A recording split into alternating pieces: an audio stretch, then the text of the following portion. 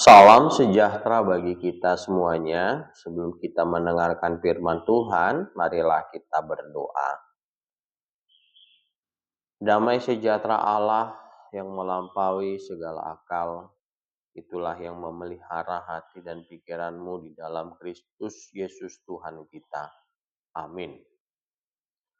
Saudara-saudara yang terkasih, firman Tuhan bagi kita pada saat ini tertulis dari Yeremia 31 ayat 34. Dan tidak usah lagi orang mengajar sesamanya atau mengajar saudaranya dengan mengatakan, "Kenallah Tuhan, sebab mereka semua besar kecil akan mengenal Aku."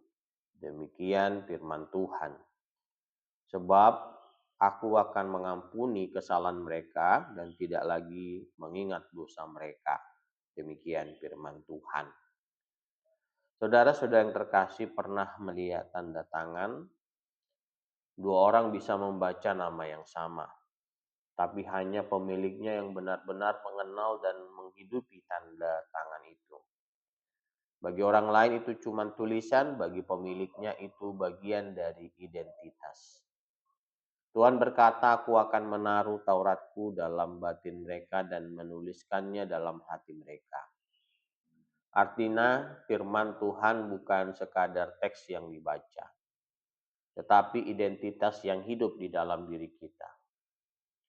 Banyak orang yang mengenal Tuhan dari luar, dari cerita orang lain, atau bahkan dari khotbah atau tradisi keluarga.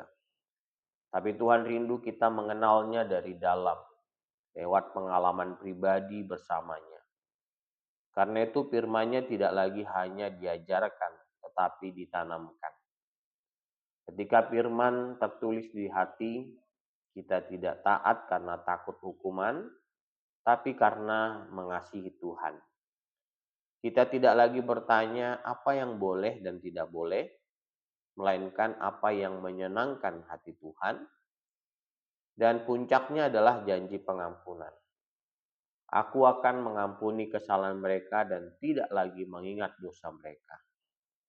Inilah dasar hubungan yang baru, bukan rasa bersalah, tetapi kasih karunia.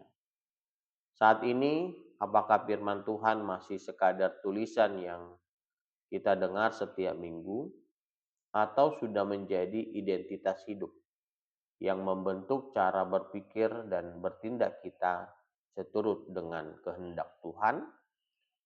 Amin. Mari kita berdoa. Bapa kami yang bertahta di dalam kerajaan sorga, yang kami sembah di dalam nama Tuhan Yesus Kristus. Kami mengucap syukur padamu Tuhan karena berkat yang Tuhan berikan di dalam hidup kami. Kami telah mendengar dan merenungkan firman Tuhan, bimbing kami di dalam Roh Kudus, agar kami mampu melakukan firman Tuhan di dalam kehidupan kami. Kami mohon berkati kami, beri kami kesehatan, panjang umur, hikmat, dan segala apa yang kami perlu. Kami juga mohon ya Tuhan, beri kesembuhan dan kesehatan kepada jemaat Tuhan yang sakit.